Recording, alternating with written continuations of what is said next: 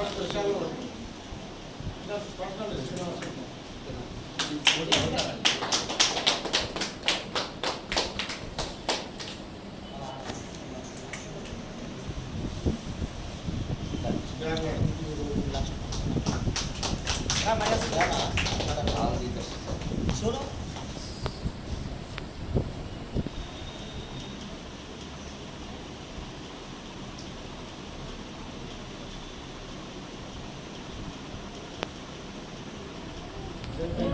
చాలా సంతోషదాయకము.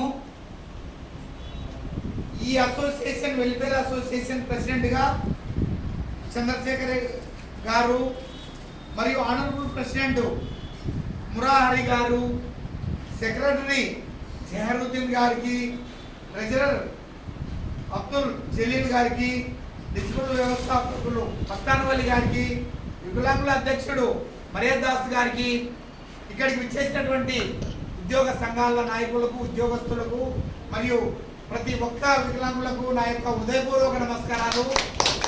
ఈరోజు నాకు అధ్యక్షత స్థానం ఇచ్చినటువంటి మీకు అందరికీ కూడా మనస్ఫూర్తిగా నమస్కారం తెలియజేస్తున్నాను.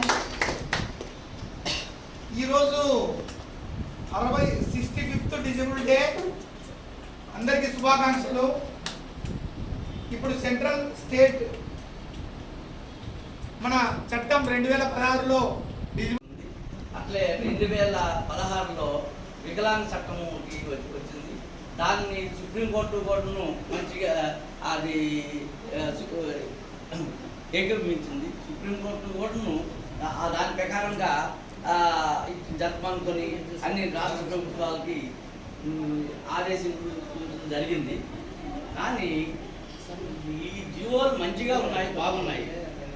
మన కొన్ని ఇప్పుడు మన రాష్ట్ర ప్రభుత్వంలో కొన్ని డిపార్ట్మెంట్లు, కొన్ని విభాగాలు అమలు చేస్తున్నాయి, కొన్ని అమలు చేయడం లేదు.